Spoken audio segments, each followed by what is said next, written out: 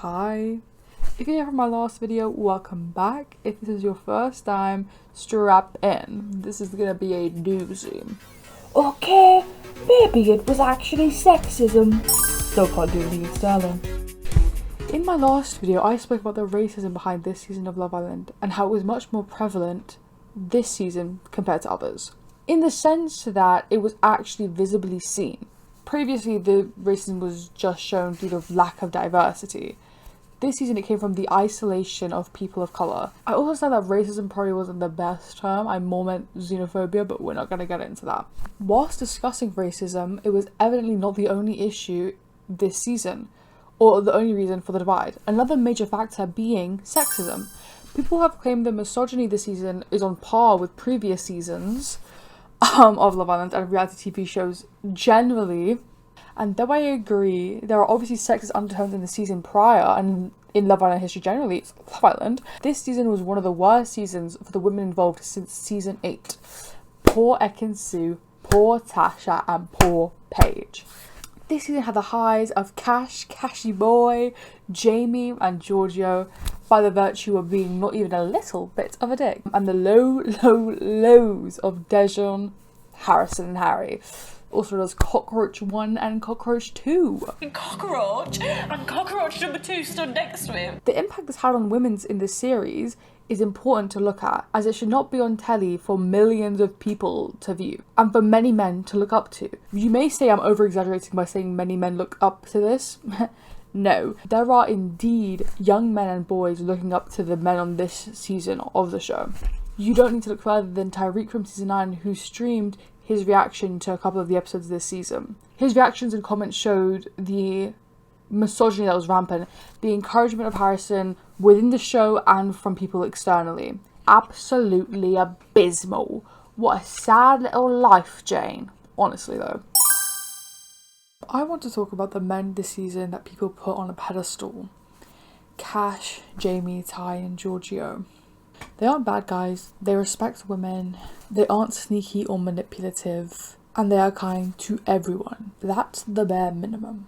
Not being a misogynist is basic human decency, and I think it's silly that we put these men on a high horse. Praising men for not being bad people is a wee bit sexist at the end of the day, if we're being honest. Saying women should look up to men who treat them with respect is perpetuating that men get off easier than women. Women don't get put on pedestals for not being misandrists. So why don't we keep that energy up for the men? But anyways, moving on to the actual perpetuators of sexism. Dejon. Now, if we're being honest, I don't really want to discuss this man again, but I do think his actions are important to bring up. As I mentioned, his behaviours displayed more misogynoir and was an issue mainly of intersectionality. Though this still stands, in my last video, I view this from a lens more focused on a racial aspect, though looking at it from a more gender critical approach may be beneficial. As we're talking about Dejon, it may be necessary to bring up the book his stepsister wrote, Surviving Dejon. Many people have given actually insightful breakdowns of this book. I personally have not read it, nor do I know much about it beyond other people's brief explanations and discussion. I know that it covers her relationship with Dejon and his manipulative tendencies and deceptive character. I am not going to discuss these themes in relation to Naya, but in relation to the villa exclusively. I'll put her stuff around here somewhere. So, Dejon.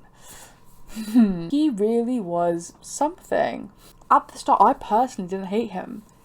I actually liked him and enjoyed him as a character. I was on his side in most of his arguments until everything went down after Melisha and just before the sleepover. By this point, we're able to see how he reacts when women call him out, with both the Melisha situation and his response to the threesome allegations. When the threesome allegations situation went down, I was actually on his side. I didn't think he'd done anything wrong by talking to Tony and Yasmin and having flirty conversations with them until I heard him speaking to Meg about it. Just lying. And from my perspective, for no reason, because again, I don't think he did anything wrong by talking to them. This helped me realise that this man's priorities are not in the right place whatsoever. He's just a heathen. Then you can see how his manipulative tendencies towards Meg play out. The disrespecting women in general, but his girlfriend even more. He doesn't speak to her like an actual human being with her own priorities and agency. Nothing makes this more clear than movie night, which put on blast his hypocrisy and manipulation. Bro, it's fucking these two are in a pickle. We're gonna have to step in it. No, because they've been on us. Does that seem like someone who cares about their partner? The person they're exclusive with? Dejon plays fast and loose with that term anyways, doesn't he? When Meg, as always, calls him out for making her feel uncomfortable or however she's feeling, which is valid, threatens to lose the label of exclusive. After she says, "You're weird, we're exclusive now," he responds by saying, "Things can change." He manipulated her into not making him accountable. Right. This continues for the rest of the show, when we see his family also seemingly support him through this behaviour. Though according to his sister online, they did grill him. Meg was so assured by the label of girlfriend and boyfriend, likely due to her naivety about relationships, that she not only ignored everything her family said that was not in full support of her relationship, she deemed them as attacks. This video isn't about Dejon's game playing, so I won't discuss more into the Meg-Dejon relationship, as this will just become a Dejon snark video, so I will be having to move on. I just wanted to use this section of the video to discuss how the misogynoir he was portraying isn't just about the noir, it's also about the misogyny. That's bad. I just wanted to discuss how Dejon is not only racist but sexist. Love him. Absolute cock. Harry. Okay, so obviously this is being written after he's won second place with Queen Shakira and has supposedly changed, which I will not be taking into account. As prior to this, he was frankly a little bitch. Let's start with his first offence, in my humble opinion. That ugly facial hair. All jokes aside, it was the Hideaway Helena incident. I am still lost for word that this happened. It's baffling my cranium. Let's just get this straight. Things were feeling rocky with Shakira, so you flirt with another woman. All valid up until this point, until he actually goes to the Hideaway with Helena, mid-cuddle in bed with Shakira, without telling Shakira, through this inevitably messing up their relationship and his reputation. You might think he consistently stays with Helena after this. For some reason, I cannot say yes. He goes back and forth between the women, leading them on repeatedly, until my girl Shax stands on business and cuts things off with Harry.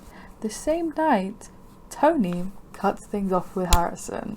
We'll get to that. His behaviour and treatment of both Shakira and Helena as a 30-year-old man is nothing short of abhorrent.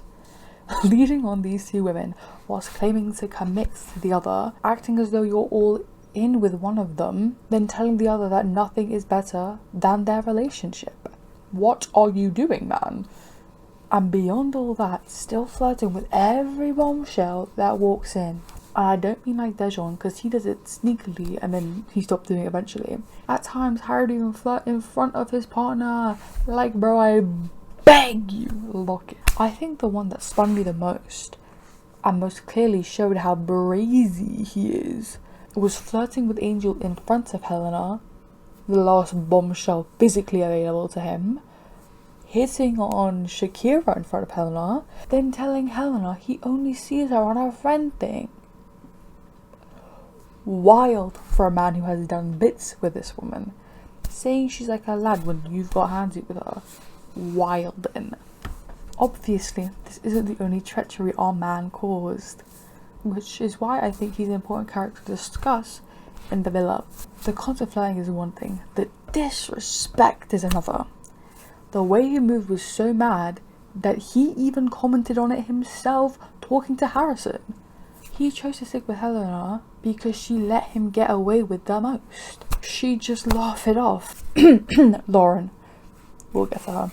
Being with someone that either doesn't acknowledge your actions or encourages them just forms a vicious cycle of women getting treated poorly. This can be seen with the situation with Yasmin, which I discussed in my last video from Helena's perspective, but from Harry's it's equally problematic. Obviously he flirted with Yasmin, got to know her a bit too much. That kiss made me want to die. If we're being honest, I'm not going to play the clip here. Usually I would. I'm not, because I want to spare you from that. I actually texted my friend when I saw that kiss happen live. Gonna die. I didn't say that, but it was disgusting. This situation just highlights again the leading women on, lying about intentions, fucking women over just because you don't view them as anything more than objects. It's misogyny as clear as day. The only reason he entertained the idea of Helena was because he viewed her as a good time girl, someone who he could view in a sexual relationship, but because of that he couldn't respect her. We will discuss this later on in the video. But now I just want to bring this up to call attention to his reaction when Helena said she had been in a threesome before, just before we find out he slept with a whole women's football team at once. Right, no, makes sense. Actually, makes sense. Again, the reason he went for Yasmin was that sexual satisfaction. Same thing with Rio in Casa Amor. Sexual satisfaction just seems like one of the only things he seemingly cares about or talks about. Speaking of this, back to the conversation with Harry pre-movie night. He was talking about how he was able to disrespect Helena in Casa and still get Helena to pay him a visit from Handy Carroll, which is confirmed later in the conversation between Lauren, Meg and Helena. Trust me, I'm gonna get around to that conversation. Again, seen when Harrison has left the villa and Boris takes over the role of being the guy that Harry and Dejon speak about women grossly to. Apologies for the mid-video glow up. I recorded this clip later in the day, so the lighting just hit me good. Bring me to what I call the recruitment era. Harry and Dejon have a need to find men in the villa to talk about sexual activity with, or just to talk down about women to. At the start they had Ramel and Shay, later they had Connor and Tommy, to a lesser extent but still, then young Bull himself, and ending it off with Boris. Now obviously I'm not Harry or Dejon, so I don't exactly know their motivations for doing this, but I assume it's partly to do with living through them vicariously and partly to have someone to reinforce your actions and look up to you. Again, just to clarify, this is all speculative. I'm not Harry or Dejon. But as someone who, I don't know, is a human being capable of nuance, it's understandable to an extent. People want to feel important and don't want to feel like they're in the wrong. This is kind of a 2-for-1-er. It also makes sense for a young man like Harrison looking up to and admiring somebody's actions to then copy said actions, which we see throughout the later half of the season. Though obviously he had his issues beforehand, which again, we will talk about. But we do see him get madder with his moves post I don't wanna be like you convo. You sure don't wanna be like him, right? Right? Sorry. This whole thing is a cycle. Harrison gets validation from Harry. Harry gets encouragement and reward from Harrison. Cue Shakira again. Cockroach, and cockroach number 2 stood next to him. Now let's move on to that first cockroach Shakira was just talking about. Harrison. In a similar theme to Dejon, I was not against Harrison at the start. Unlike Dejon, I was so desperate for any man in the villa to be redeemable. I didn't actually turn against him until it was far too late to admit. Though hopeful, I was still self-aware, so I knew this fucker was indeed a fucker, I guess. In this section, I will discuss Harrison's personality, evident mummy issues, and his relationship with Tony, Helena, Lauren, and Harry. I will not be discussing whether or not I think he's gay, which I know is something a lot of people talk about in relation to Harrison. I frankly don't think it's my business, nor do I think it really affects whether or not or how sexist he is. I'd like to start with his people-pleasing nature. When he first entered the villa, he obviously came in with Tony, so got to know her. He never told her he was all for her. He just implied that, and implied how out of all the women he was getting to know, he preferred her. But he was never explicit about this. This is where the people-pleasing nature comes into play. He made it clear he was getting to know everyone, but he made everyone think he was most interested in them. I don't think he's entirely in the wrong for making all the women he's getting to know feel liked, for two main reasons. He is a 22-year-old university student. This is not an excuse. It's just context that I think is important. He's very likely less mature than others his age. Obviously this is an excuse because Shakira is the same age as him and she's much more mature than him and much more aware of her actions and how they affect others. The reason why I think this is relevant is social context. They shape you as a person. I discussed this in my last video in relation to Helena. Do I think she's actually racist and hates foreigners? No. Do I think that her tweet from 10 years ago shows her personality and how she used to be 10 years ago and how that will affect her to this day? Yes. So I think the first reason are those social contexts. The second reason is that human beings are messy. He doesn't come across calculated or manipulative, but wanting to be liked. The way he handled the Lauren and Tony situation, I think, shows that people-pleasing nature combined with just humans being messy. I do not support the way he handled the Tony Lauren situation, just to be clear. I just think it's understandable that he wanted to explore both connections and make them both feel cared for and liked. I do have issue with the way he goes about this, obviously, but I don't think it's much of a stretch to see why people fall for this behaviour and don't think that he's just a complete knob. His people-pleasing nature also comes to light in his relationship with Harry. He wants validation, so he exaggerates his actions to Harry and Dejon to feel better by them. Sadly, because it is Harry, he actually has to see his actions through. I think this can be seen when he had his relationship with Helen at the start. He definitely upplayed that to Harry to get a reaction out of them, and then eventually he had to actually follow through on that. And instead of just saying, oh, I like conversations better with Helena, he had to kiss Helena whilst Tony was out. I don't know, he's a freak. Like that passing of a condom. Other than the despicable kiss between Harry and Yasmin, that was the grossest thing I've ever seen. Why was Harry looking at Harrison like that? Was it meant to be encouraging? It was like a mix between shock and awe. I'll play the clip if I can be asked to find it or want you to see that. Moving on to Harrison's mummy issues. I don't know why this makes him sexist. It just makes me uncomfortable. I am joking with this being an actual segment. Why did I have to see Helena scratching the back of his ear like he's a dog? Ew. Ooh, before moving on to the next real topic, he did mention liking bitchy women, which I think explains why he liked Tony, for her no bullshit attitude. He always went back to her after she called it quits and put him down, because he liked that. And I understand how it looks like Tony is a mug for continuously going back. But Harrison was very good at making people feel wanted, a la my previous statements. I think him liking bitchy women and older women inherently means he has mummy issues. Not trying to bash his mum, just saying what you like is what you like. The first thing of contention he brought to the table was evidently the whole Tony Helena situation. He was a tosser during that. I don't think he was the most sexist here, more just like an idiot. He liked Helena, he liked Tony. I won't give my opinions on these relationships, just the facts. He did lie to one or both of them, depending on your views about who he likes more. The way he did this was just purely outrageous. He would tell Tony nice things, then put her down to Helena. This happened repeatedly.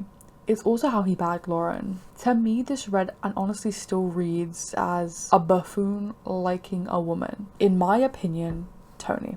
But that's just my opinion. That's my opinion! But wanting her to have a reaction. So flirts with other women, but all he can talk about is the woman he actually liked. Again, in my opinion, do I have any credence for this other than after Tony called him a pussy, he was looking out for her whilst talking to Helena, making sure she was watching? No, but shut up. This is my YouTube video. I also don't think he thought through kissing Helena whilst Tony was out of the villa the day before her birthday. Like, I don't think any of those factors crossed his one brain cell. I do think he probably just did this because with Tony on a date, he lost that avenue of validation. But that's just a theory. A bitch boy theory. Moving on to Lauren and Tony. Forgive me for using this line yet again, but it's purely baffling my cranium. Again, the way he bagged Lauren was by talking down about Tony. Him and Lauren were having a conversation and Lauren said, "Oh, that's why you like Tony then." He said, "Let's not say that." This can be taken, in my opinion, two ways. I think more logically, it's him trying to avoid saying he likes Tony or liked Tony. He mentioned several times in Casa that he'd never felt this way or didn't have that initial spark with Tony and was more attracted to the women in Casa than he was to Tony. But genuinely, and I'm assuming it just wasn't aired, but most of his rising up just consisted of him talking about Tony. Like, "Hey Jarvis, play Silver Springs for me real quick." Back to Lauren. During the time in Casa, after talking to Lauren about Tony exclusively, he then starts thinking with his Johnson. Why did I write that? As expected in Casa, it's like half the point of it, especially this season, but that's not what this video is about. And it's implied that he sleeps with Lauren in Casa. This isn't technically confirmed, but later when Harrison is discussing his proclivity in the bedroom, he says, "Cheeky to know," which in this context I think means that he slept with Lauren before that night. I also want to take a brief aside here to talk about the football slang. I think every single season has a different way of describing bits, so it's not too much of an issue. I think referring to sexual intercourse as 1-0 is interesting, and I really wish I had more insight into that, but I can't think of reasons why. I guess I didn't write them down. Anyways, he then brings this woman back to the main villa, hits on Tony repeatedly, leads both of them on, implies to Tony he loves her. This happens. She says, "I hate you." He says, "Love you too." And she says, "No you don't." And he nods. Which I think in retrospect, again, just to use it for a third time, baffling my cranium. After implying to Tony that he loves her, he has sex with Lauren. Brother, I beg you, chill the fuck out. Chill TF out. Please. Then picks Tony, still hits on Lauren. Then Tony gets a backbone and kicks that bitch to the curb. And he's off my screen. Thank the Lord. A large part of this is having what you can't have. Another aspect is the Madonna-Whore Complex. I think this is both seen with Lauren and Harrison and Harry and Helena. The Madonna-Whore Complex simply is the idea that men can view women as Madonnas, the ideal girlfriend, or a whore, somebody who can give them sexual satisfaction. They cannot be one and the same. There are women you have a sexual relationship with that you cannot view romantically, and there are women you can have a romantic relationship with you cannot view sexually. I touched on this earlier when discussing Harry's disdain for Helena's sexual history, despite him being a sexual fiend himself. At the start of the season, he was trying to get an actual relationship with Helena, but seeing her in a sexual light tainted that for him, which caused him to refer to her as a good time girl on the boys' outing where we met Melisha, Yasmin and Emily. He then does just view her as a good time girl. Such an icky phrase. And then when in a couple with Shakira, he was still entertaining Helena for that sexual aspect. I was going to include a clip of Harry talking to Helena, saying that there is an undeniable sexual tension between the two of them whilst in a relationship with Shakira. This is what I put in if I cannot find that clip. But as we see, when he does call things off with Helena, it is due to the fact that he cannot see her romantically, or doesn't see her romantically. Moving on to Lauren and Harrison, pretty much the same thing here, though to a lesser extent. But you could claim that Tony and Lauren are the opposing types of women. Lauren did what she did, and that's valid. Good on her. And Tony was someone who Harrison claimed he didn't have that initial spark with, or that sexual attraction to, but still made it clear he wanted to pursue a romantic relationship with her. This is also discussed, though incorrectly, by Meg when she says, "I think you like Tony for how sexual she is, but see an actual future with Lauren." What do you think I want? Do you want to be open and fuck about with Tony because she's sexual, but then you want a relationship with Lauren? Yes, she was wrong, but the idea is still there. This shows how the Madonna-Whore Complex is ingrained in the season. I think it's something that's ingrained in most people's lives. You just don't think about it, and you can see that through the internal misogyny that Meg is portraying by saying that. I think this is also seen in the conversation between Meg Helena and Lauren on that terrace. That conversation, like most things this season, was gross. But it outlined what I'm trying to say. Meg hadn't had much of a sexual relationship with Dejon, which I think you could argue is Dejon showing the whole Madonna-Whore complex on his own, but also how Meg views women to either be sexual or girlfriend material, and how those two things cannot be one and the same. Overall, I think this season had a lot more ingrained sexism than seasons prior, but at the end of the day, it is a reality TV show. The men that go on there are more likely to be a specific breed of arsehole. I also think it's important to mention that I do still think the divide is mostly due to racism, but the internalized misogyny, especially on Meg's part, was a factor in it all too. Thank you for making it to the end of my video. Leave a comment and thumbs up. Subscribe to the next one. This is my last Love Island video. Unless you guys really want another one, then just hit me up. The next video I'll be making is about Robin Scherbatsky and Barney Stinson from How I Met Your Mother. Do I think that there's a huge crossover between the two? No, I don't. But it's my YouTube channel, so bye divas. Bye divas. Bye divas. Doodles. And catch you on the flippity flip.